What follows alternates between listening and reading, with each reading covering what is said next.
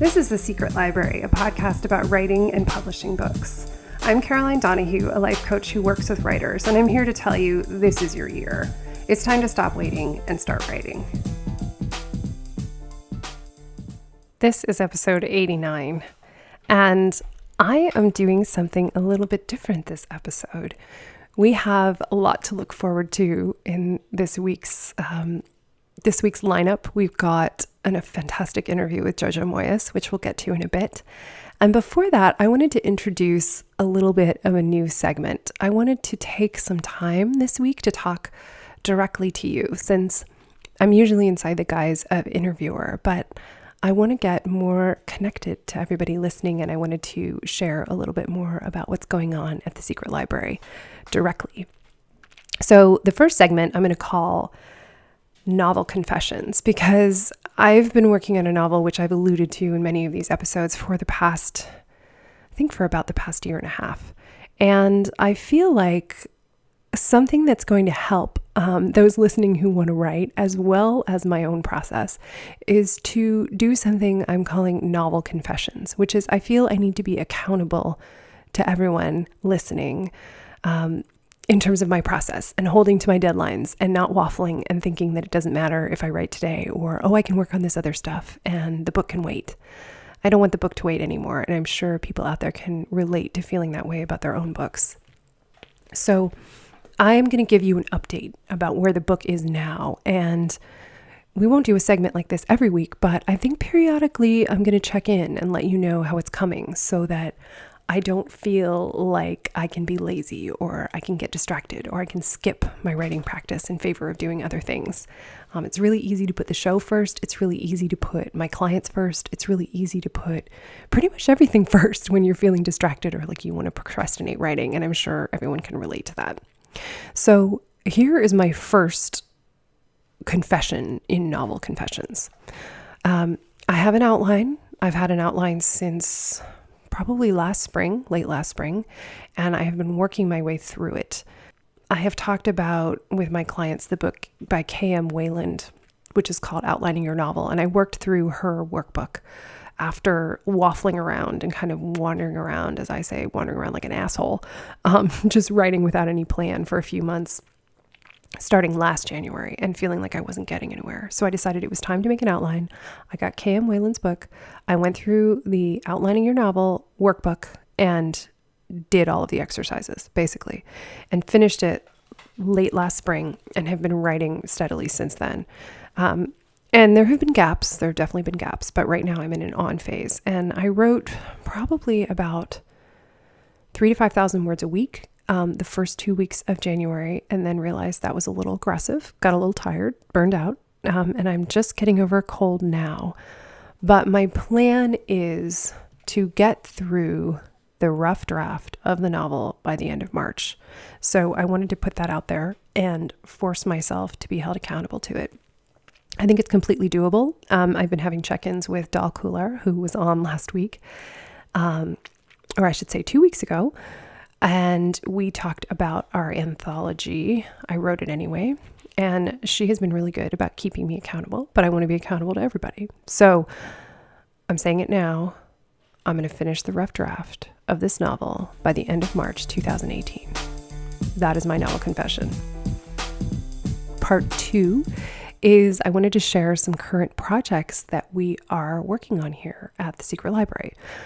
One of which is that we are hurtling at a rapid clip towards episode 100, which is so exciting to me and to Barry. We've been working on this thing for almost 2 years, and it will be right up at the 2-year mark that we're getting to episode 100. So we wanted to celebrate that.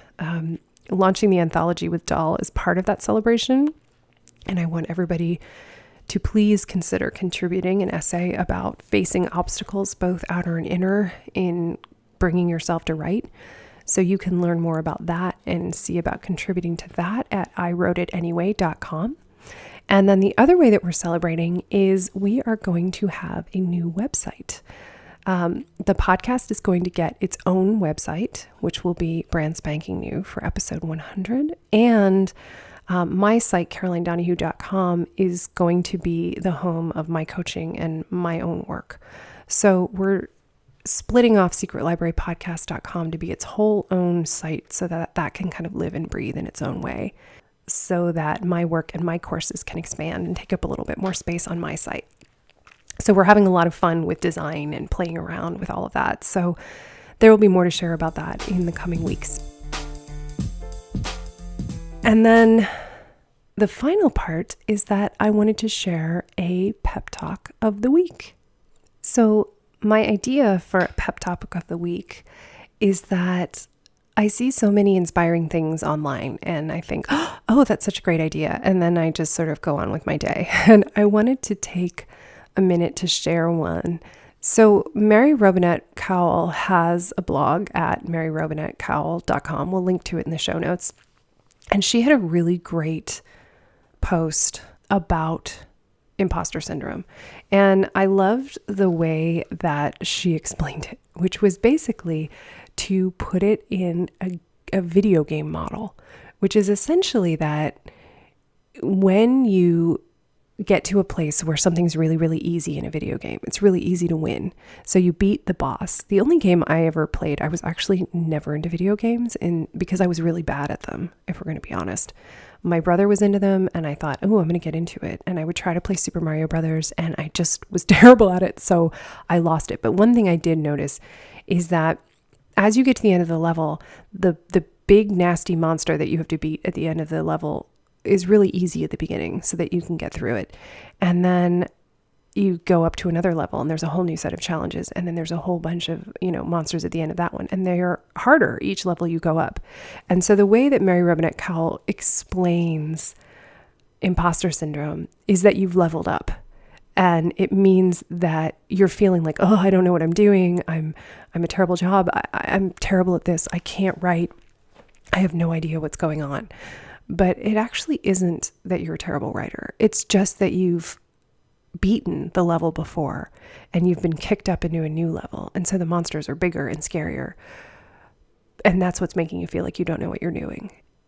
But actually it means that you're on the right track. And it means that you're succeeding and that you actually are writing well and that continuing is actually the way to go. And that this feeling of feeling like an imposter is actually a sign that you're on the right track. And the thing that I've always said to clients is that when I get scared or when something feels scary, I always take it as a sign that I'm going in the right direction because it means that my little inner critic is getting freaked out, and it would only get freaked out if I was onto something. And stay tuned right after the interview. I want to share a little bit about the books I've been reading lately. I've decided I want to do a little reading roundup. So that will be just after the interview before we wrap up the show. And now on to the interview. My guest this week is Jojo Moyes. She was born in 1969 and grew up in London. After a varied career, including stints as a minicab controller, typer of Braille statements for blind people for the bank NatWest, and brochure writer for Club 18 to 30, she did a degree at Royal Holloway and Bedford New College, London University.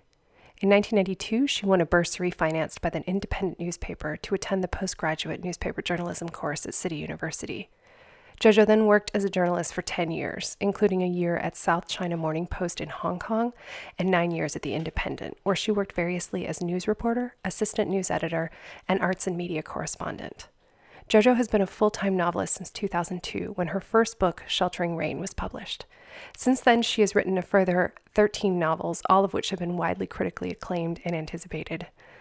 Jojo has won the Romantic Novelists Award twice, and Me Before You has been nominated for Book of the Year at the UK Galaxy Book Awards. Me Before You has since gone on to sell over 8 million copies worldwide. The film adaptation of Me Before You was a huge box office success, and the screenplay was written by Jojo. She lives and writes on a farm in Essex, England, with her husband, journalist Charles Arthur, and their 3 children.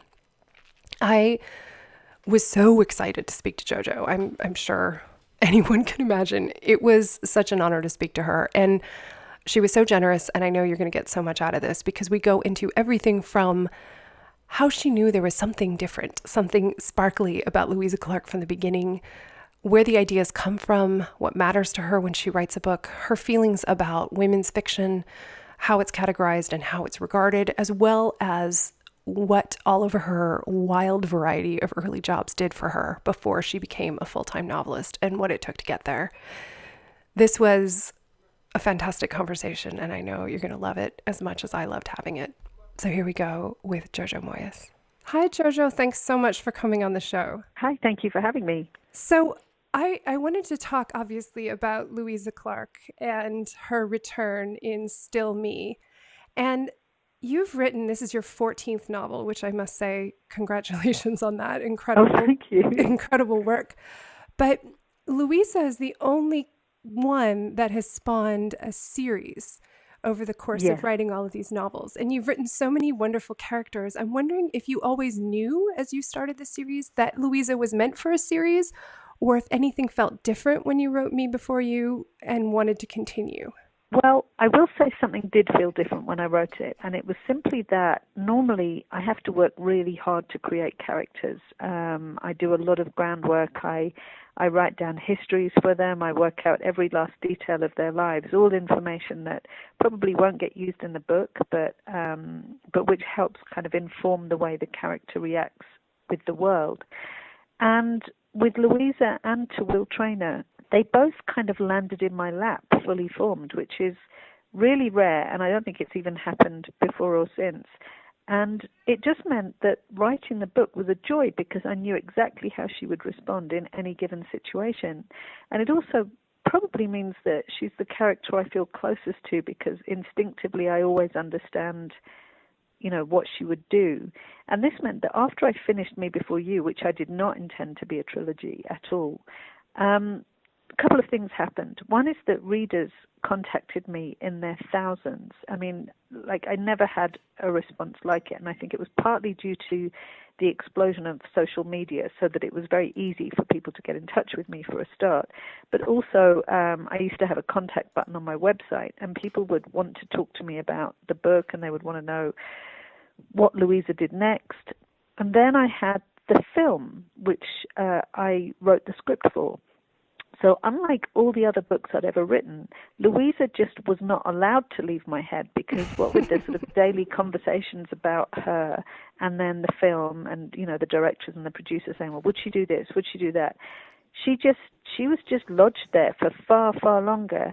And it was because of that I guess I started to ask myself the question, well, what would have happened after she was part of that? Because I just felt fundamentally that she wouldn't skip off into the sunset, like a happy thing. The more I thought about it, the more I thought that what happened would be, I don't know, would provoke a really crushing and complicated response the more you thought about it. Well, she was certainly left with the biggest dilemma of any of your characters, or kind of the biggest, like you said, a blow to her life.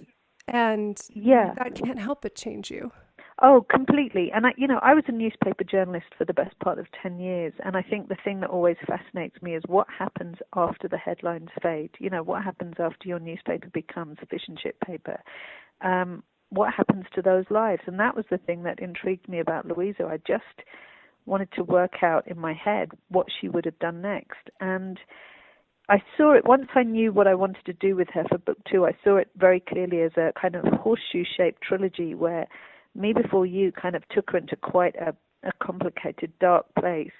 And After You ended up, its sequel, After You, ended up being an awful lot more melancholy than I'd originally intended. And it was partly because if you inhabit a character honestly, you have to slightly let them work at their own pace. And Louisa just refused to cheer up.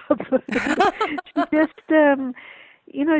you can't kind of hurry your characters out of an emotion or else it just doesn't feel real. And the more I kind of thought about it, the more I thought, well, he was the love of her life. He had this huge, profound effect on her in every possible way. You wouldn't just shake it off. You would be kind of living under that cloud for an awful long time. But yes, I can't pretend there weren't times where I thought it would have been nicer to write a slightly jollier book. But I hope that Still Me is the jollier ending. It was so much fun to read, I have to say, and Oh, without, thank you. yes, I devoured it.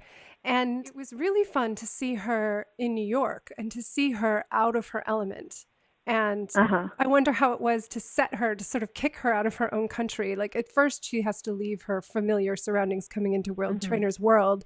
Then she's dealing with grief, and now she's in an entirely different country. So, how was that for you exploring those different arenas? Well, I thought it was necessary to put her somewhere completely different for this book.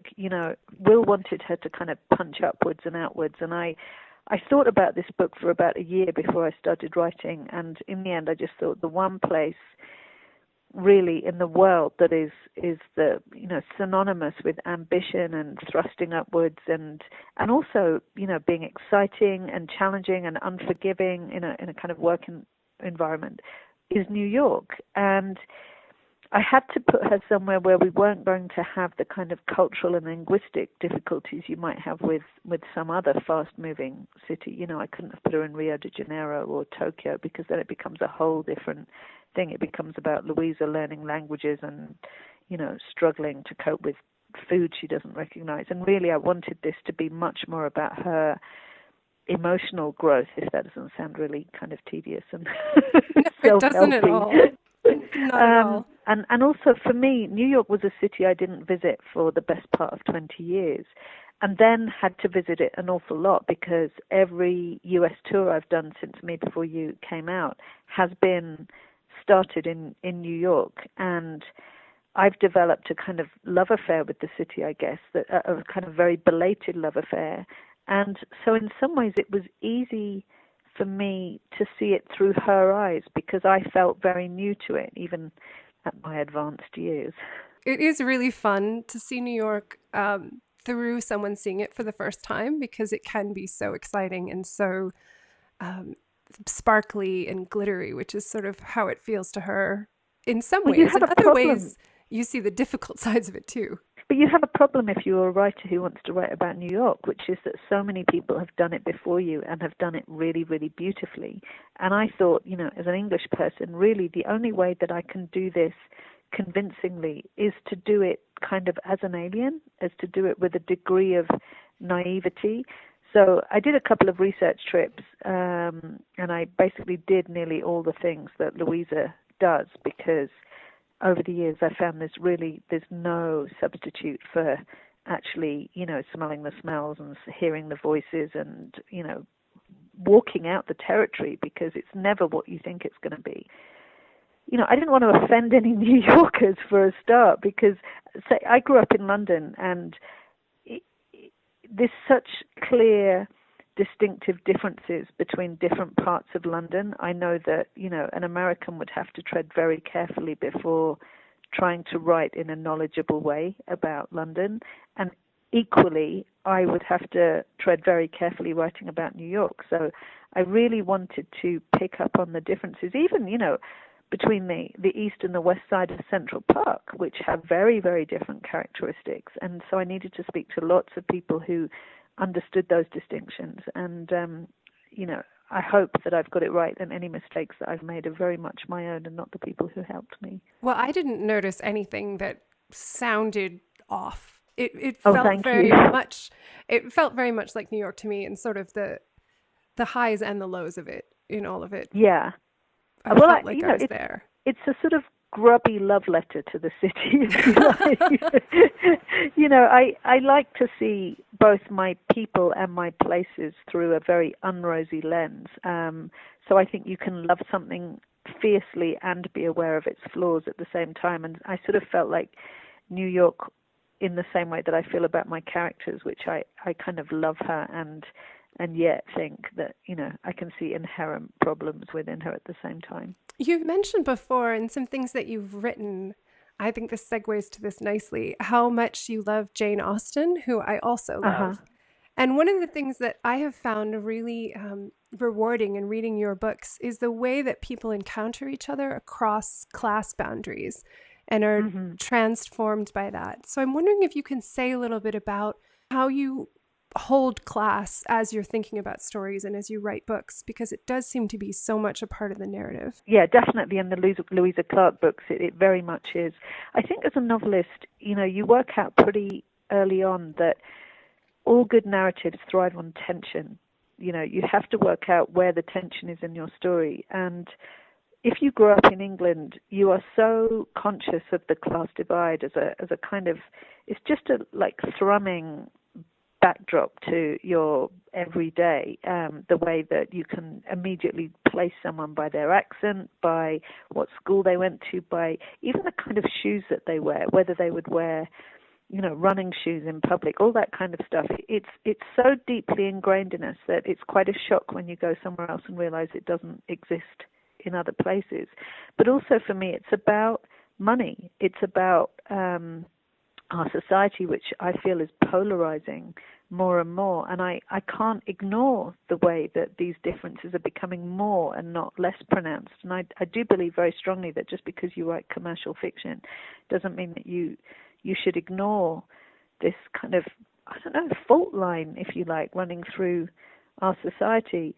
On a kind of creative level, I love the subtleties of it. I love the differences in the way that people speak to each other, and the kind of the infinite ways in which we can choose to put each other down, should we choose to, which is a very Jane Austen thing.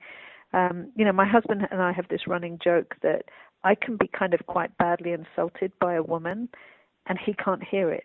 It's like a dog whistle. Only dogs can hear it. And we'll be at a party or something, and something will happen, and I'll say, "Did you hear that?" And he says, "No, she was just being nice." She'll say something like, "Oh, I love your shoes. I had a pair like that a couple of years ago." Something like that. That's just a kind of rubbish example. And I'll go, No, she was not complimenting my shoes. He was like, "She said you had nice shoes." I'm like, No. The point was, she was telling me she knew they were 2-year-old shoes. And I can see his face like, I do not understand women. Right. And then there was one time when someone did something like that to me, because I don't really do alpha female when I'm out. I'm just not comfortable with that. And anyway, this woman did something similar to me. And my husband, it was like a little light bulb went off above his head, and he turned to me and went, "She insulted you." And I went, yes, she got it. He finally we were learned. both crying with love. Yeah, he heard it. It was amazing. And now he hears it. It's very interesting. It's like a little switch has gone off. I have to say, it's not like I go around being insulted all the time, but it's just, I think there's a very particular language that women use. Certain kinds of women, not all women, obviously, but it makes me laugh to hear it. And I think Jane Austen had mastered that, many centuries before me. I should add, I'm so flattered to even be mentioned in the same breath as Jane Austen. I can't even tell you. Well, I think we can't help but be influenced by her. She's such a powerhouse. And Absolutely. I can think of all of those things that play out in Still Me, in who Louisa is working for, which is a woman who is a second wife and is put in all of these social situations in which she is just listening like that dog whistle for these undercurrents. But she is a woman from a different culture, not only a different class, but a different country stepping into this. And I can totally see how all of that observation from Jane Austen plays into that sort of narrative. Well, also, she's a complicated character, Agnes, but she's neither good nor bad. And I think the thing that sort of fascinates me is when you have a second wife, for example, moving into an established group, the way people clothes ranks. And it doesn't even have to just be the super rich. It could be like a working man's club in north of England. If some guy ditches his wife and brings in the 22-year-old, people are going to not necessarily be the friendliest. And I just, exactly that. The cultural differences, the linguistic differences, the inherent suspicion of the outsider, whether they are foreign or just, the fact that in choosing to find a younger second wife, that man is possibly putting ideas in, their own husband's heads. I think those sorts of actions can be very destabilizing, and people react accordingly. It's a fascinating scenario to play with, and it does give you lots of leverage to look at how humanity works on a micro level. So how was it sort of playing with all of those the first wife? And I remember the sort of dynamic between Louisa and Agnes's husband's assistant talking about, okay, this is going to be a bad event, because she might be there, and all of these Yeah, preparations that had to be made, and the clothing and everything, that Louisa was kind of propping her up. And there was a sort of sweetness in her need for Louisa to support her, but yeah. also how Agnes ultimately, how she treats her is still that she's an employee, which is fascinating also. Well, exactly, and that's the great paradox when you have staff. I mean, one of the things that has fascinated me over the past few years, because of the success of Me Before You, I've had some access to the lives of some very wealthy and successful people. And I think one of the things that has always struck me is the way, if you are super rich or super successful, you are never on your own. Your house is always full of other people because there are staff who are necessary for you to lead that kind of high octane existence. I mean, most of us get through our lives and it's just us, or just us and our families. And then these other people, they have to live their lives under observation, and yet everybody has to pretend that the observation is not happening, because otherwise you'd go a bit crazy. And if if you're like Agnes and you are used to just being a hardworking emigre, perhaps living with a bunch of girlfriends, but essentially a single person, suddenly being thrust into this world in which everybody is watching you and everybody is judging you, and that's just in your own house. That's not even, out at one of these kind of big dinners or whatever. Then I think you are going to find that psychologically very difficult. I would find it difficult. I do find it difficult. I rely on a lot of help now because my life is quite complicated, and I find that very strange. I don't think I've got used to it at all yet. No, I can imagine. And I can't help but mention this because you have this on Hmm. your website, the Okay. most incredible list of early jobs that I think I have ever read. I mean, Yeah. the typing of the Braille statements for NatWest as well as a mini cab controller is, I mean, I want to hear a novel about that myself. Well, I wrote one. I wrote one. I wrote 3 books before I got published, and I wrote a whole one about a girl who worked in a, a minicab, like unlicensed taxi office, which turned out to be a front for a criminal activity, which was pretty much what happened to me. um, Do we but ever get here's to the have thing. that one? Is that one ever going to come No, out, or have you you given know up what? The on it? thing I learned about those 3 books that all got rejected is they weren't good enough, and they were my kind of training ground. They were the thing I had to do to learn how to be a novelist. Um, but yeah, no.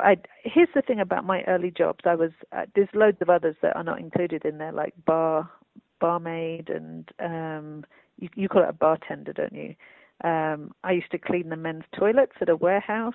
Wow. I was a market trader. I've done a whole bunch of fairly unsavory jobs, but what they all taught me was about human nature up close, and not just human nature, but all different stratas of society. My life has not been wholly middle class. I have worked with all, the widest variety of people you can imagine, and that has all come and turned out to be immensely useful in terms of the lives that I tried to portray, because I feel like I've been given an insight into lives that are very, very different from my own now. That's fascinating.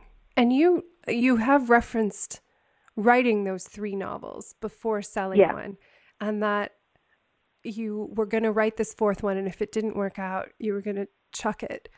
And I'm yeah. wondering if you have some thoughts on the inspiration, as many people listening are hoping to write themselves.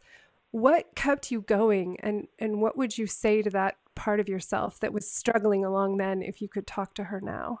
Well, my agent at the time, she's not my agent anymore, but at the time, she said to me when I sent her those 3 chapters, having been rejected for the 3rd time, and let me tell you, that was so crushing. I can't tell you how disappointing it was, because I was holding down a job. I had a young baby. I had written this novel around a full-time job and a baby, and I was exhausted, and I was so proud of it. I'd worked so hard on it.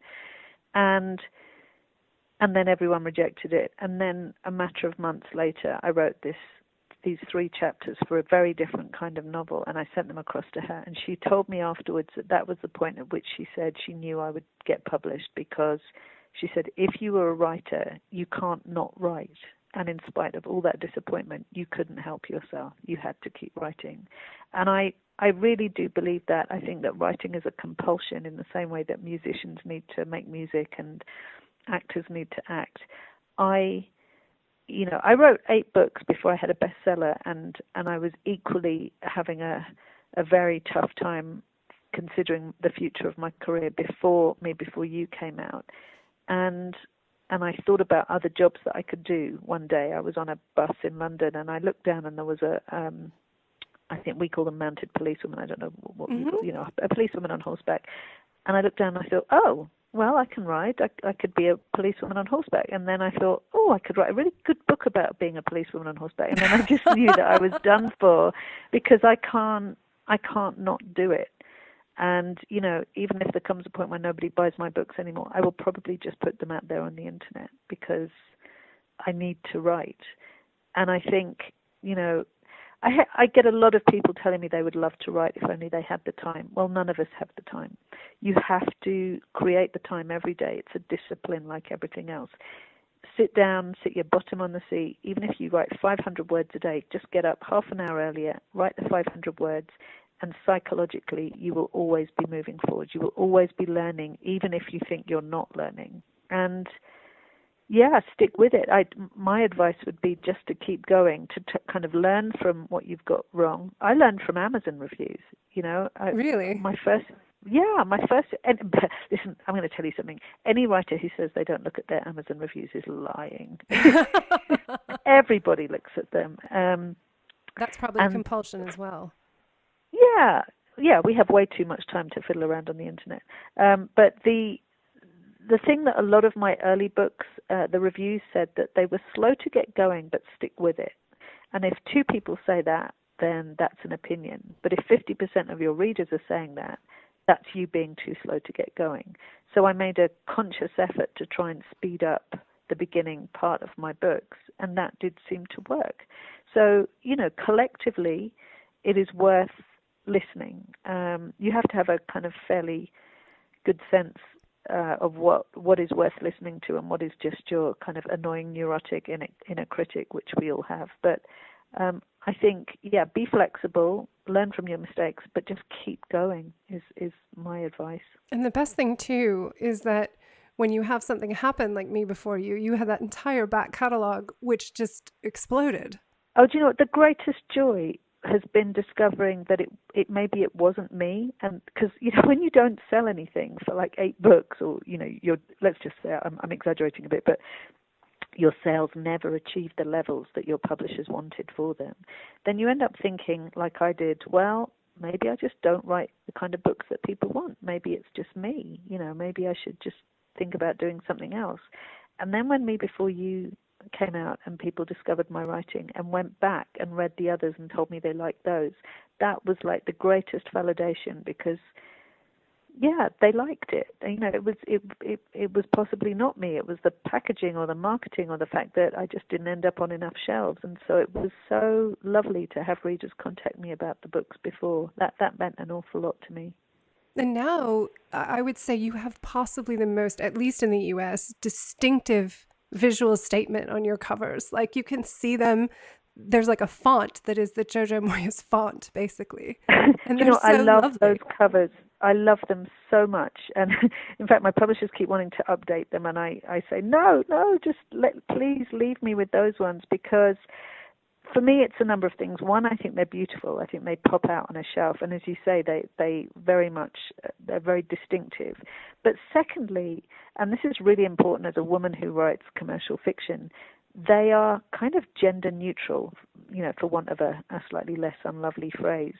A man would feel hopefully as comfortable picking up that cover as a woman. They are not kind of pink fluffy books with a stiletto heel on. Not that that's anything wrong with that, if that floats your boat, but I love to just be a book. I love to just have the title and my name on it. That's my idea of heaven. Absolutely. Well, I was surprised to see you categorized as romance, which I've seen you categorize a number of places because I just Mm. think of them as good stories that Well, have thank human you. experiences inside. So I wondered about how you identified with that category. Well, I think it's probably because I won the Romantic Novelist Prize twice in London. And I always struggle with how to describe this because I never want to sound ungrateful. You know, it's a great honor to be awarded a prize by your peers. But I find it interesting that, you know, unless you write what's called category romance, you know, those formula romances that, you know, maybe some of our mothers loved when they were you know what I mean. The kind of Yes, with they a all look the specific same. structure. Yeah, there's a specific structure that you have to stick to as a writer.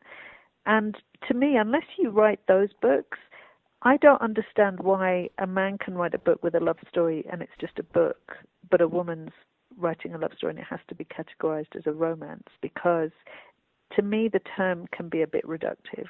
And I think nearly all great books in history have a love story running through them. I really do. I can think of so few books that don't have, you know, a love story coming through them. You know, maybe Moby Dick.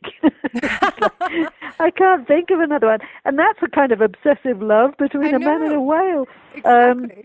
There doesn't even have to be man-woman love. It can be, you know, many different kinds of love affair. Love for somebody, for their country, for a child, for same sex. It doesn't matter, but it has love shot through it. And yeah, so it's hard for me to bridle at anything because I have been so phenomenally lucky these last few years, and I am grateful every day. But I think it's a shame, and I would love to see less reductive terms used as much as anything, because I think we all want as many people as possible to be able to enjoy our books without feeling self-conscious. Absolutely. Well, I could talk to you all day about all of this, but I know many other people are waiting to speak to you. So I'll just ask one last question, which is, Sure. can you say anything about what you're working on now? Or are you taking a break before starting the next? I'll tell you a little thing, and the only reason I'm being cagey about it is because I'm so superstitious, and I'm also quite capable of ditching a project at 30,000 words. But at the moment, I'm working on a book that's very, very different from the Me Before You trilogy. It's based on something that happened in Kentucky after the Depression. It's based loosely on a historical thing that happened, and I've been in Eastern Kentucky doing research, and it was one of those places that totally defies your expectations, and I completely fell in love. And yeah, so I'm really hoping that it works out because I'm just excited about writing it. Oh, it sounds fantastic. I hope it works out as well. Oh, thank And you. I'll look forward to reading that one. Thank you so, so much for taking the time to talk with us and to share your experiences. It's been a delight having you on. Thank you so much for having me. Hey, everybody. I hope you loved hearing JoJo as much as I loved talking to her. It was totally a highlight to speak with her. So, as promised, I want to share a few books I've been reading lately in our first reading roundup segment that we're going to try out. We're doing some experimenting here as we head up to episode 100 to see if some of these segment ideas I've had are of interest to you all. So please do let us know if you're like, yes, that was great, or no, please don't ever do that again. Hopefully it won't be so dramatic as that, but let us know what you think. So I wanted to share a couple of books I've read lately, the first of which is kind of the funniest. I've been thinking a lot about serial mysteries and the way that you follow a mystery series of characters. And of course, the first one that I remember reading as a kid was Nancy Drew. And I wanted to go back and revisit some of these books and see if they held up. I mean, they were originally written in 1930, so we're getting close to 90 years old for these things. And they were updated. They've been updated a few times, a little bit, but it's sort of the same principle. And for the most part, I mean, I enjoyed reading it. Yes, it feels dated. There's some writing style issues that I had, like the tendency to use the phrase "the young sleuth" like 900 times throughout the book. But I did sort of enjoy the plot, and it's a good thing to look at for plot structure. However, I feel compelled to share the following paragraph. This is on page 5 of the first Nancy Drew story, The Secret of the Old Clock.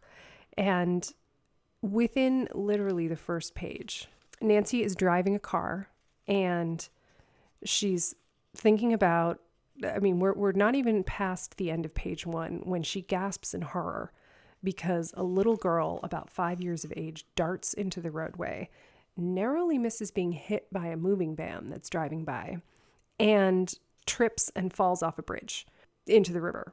So this is like page 1 onto page 2. There's a drawing on page 3 of what's happening. And then we get on to page 4. And Nancy pulls over, leaps out of the car, fishes the little girl out of the water, and brings her into the house. It turns out she's going to be okay. Now, she's a little girl who's living with her elderly aunts, Edna and Mary Turner, who introduce themselves.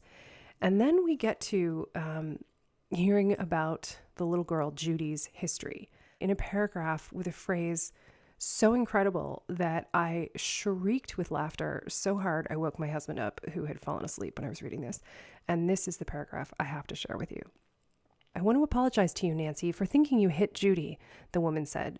"I guess Edna and I lost our heads. You see, Judy is very precious to us. We brought up her mother, who had been an only child and was orphaned when she was a little girl. The same thing happened to Judy. Her parents were killed in a boat explosion 3 years ago. The poor little girl has no close relatives except Edna and me." Okay, that's the end of the quote. And the phrase boat explosion presented as if this is something that happens on a regular basis to people, like a car accident or a plane crash. It just sent me off the deep end. So I hope you don't think I'm crazy, but I had to share that in case anyone hasn't read Nancy Drew since they were 9 years old. It was hysterical to me. So that is book number 1 in the book roundup, is my return to my childhood reading The Secret of the Old Clock.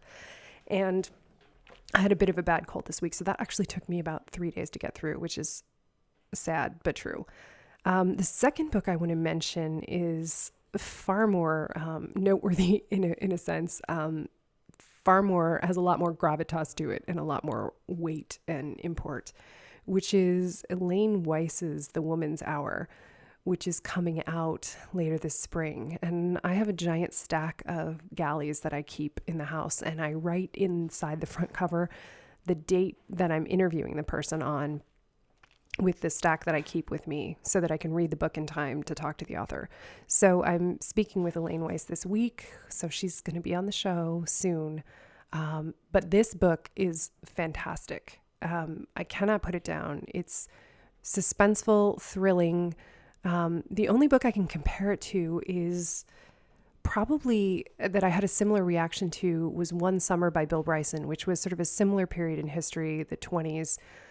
Crazy stuff going on, so many things going on at the same time and all sort of hurtling along. But this one even has a layer of suspense and tension for me that One Summer did not, which is, of course, it's about ratifying the 19th Amendment and the process of getting the vote for women. And she does such a good job because not only am I aware of how this turned out, obviously, given that I can vote now, I'm still like at the edge of my seat, kind of wondering what's going to happen next and getting very riled up and stressed and, sweating. And it feels so relevant. And we wish that it didn't in this day and age, but it feels incredibly relevant. And I think it's something that's really important. And I'm going to call Elaine Weiss's The Woman's Hour required reading, particularly for American women. But honestly, I think anybody would get something out of it. I think everybody should know about our history and how difficult it was to get women to pass the vote barely 100 years ago. I mean, it's crazy. I also recently read, you'll remember the guest on the show in January, Joanna Penn, who writes thrillers under the name J.F. Penn. I read the first book in her Map Walkers series called Map of Shadows. And I'm really interested in reading both independently published and traditionally published books at the moment, because I think there's such a rich source of books in both. And it was great to read what she had written, having talked to her. And I found the book really fun. She really lets her imagination run wild. It's an incredible conceit that these people have paranormal abilities to get inside of maps and to travel within them. And it's pretty dark. It's real dark.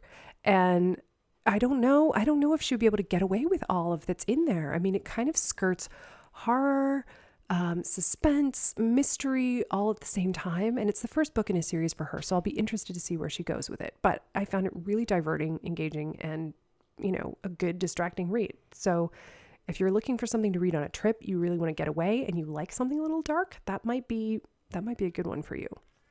And finally, I want to mention, I haven't finished this book yet, but on Dal Kular's recommendation, I am reading The Great Work of Your Life by Stephen Cope, who is one of the directors at Kripalu Institute, which is a yoga institute. And he is taking the Bhagavad Gita and using it as a way to navigate finding the most meaningful path for you. I kind of bristle at the word purpose. I almost feel like it's a little bit heavy-handed in terms of like, you have to do this thing or else anything else that you're doing that's not your quote purpose is a waste of your time. I have a hard time with that concept. But that said, I find Stephen Cope, I'm probably about a third of the way through and I'm really enjoying it. And I think the Bhagavad Gita, which I haven't read since I was in high school, I'm really enjoying it being applied in a practical sense. I like when people take kind of older literature and apply it to contemporary scenarios. So I offer you those 4 books as a selection of what I've been reading lately. And I hope that you will stay tuned for when Elaine Weiss is on, because I'm really looking forward to speaking with her about The Woman's Hour. You've already heard from J.F. Penn in the past. Unfortunately, we can't interview Carolyn Keene about Nancy Drew, but maybe we'll have Stephen Cope sometime on in the future. We shall see. So this concludes the reading roundup, and thank you so much for listening to the show.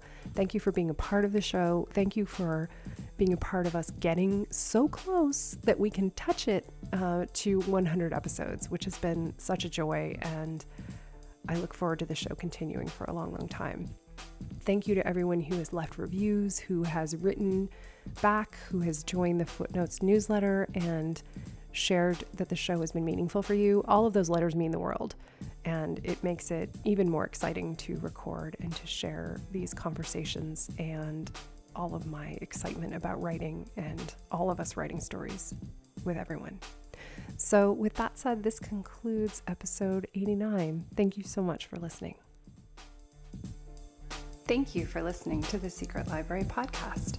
The show is produced by me, Caroline Donahue, and Frederick Barry McWilliams Jr., my tireless audio engineer. To get show notes for this episode and all other episodes, please visit secretlibrarypodcast.com.